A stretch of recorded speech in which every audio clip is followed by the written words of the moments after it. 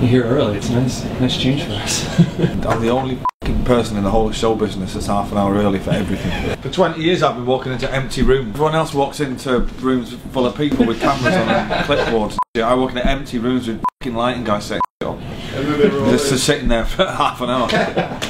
Hello, I am Noel Gallagher and you are watching me on spinner.com. I've been asked down the years, oh, you should do a solo record, and my record company at the time, Sony, asked me on a regular basis. I never really had any desire to do it. I really enjoyed being in the band, you know what I mean? And the Oasis tours were so long.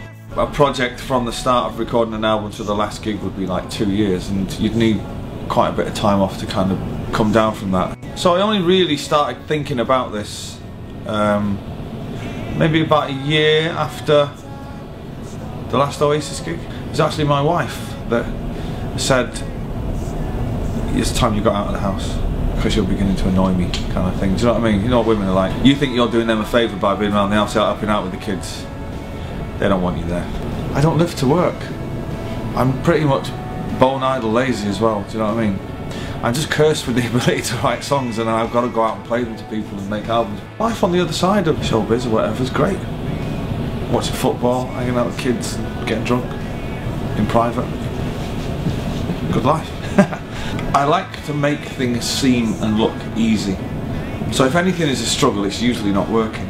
I like being in the studio on my own. You can move fast, or you can take it at your own pace. You don't have to worry about anybody else kind of taking over and doing stuff that you don't agree with. But the flip side of that is the live thing is going to be total chaos, because I'm going to be doing gigs with a bunch of guys I've never done gigs with before. That's going to be the thing I'm kind of, I'd have to work at the most, and I've got to be a frontman.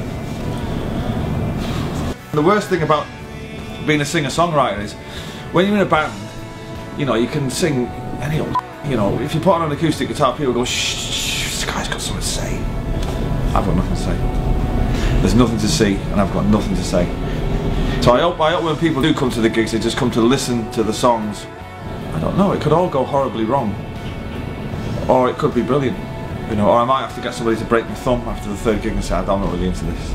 Really called stuff. It's the biggest mistake I've ever made. Nothing would ever compare with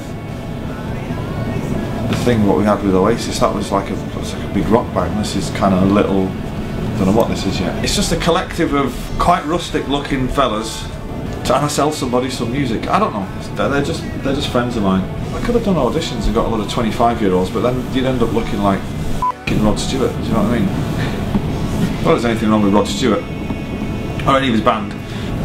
You just end up looking like Rod Stewart.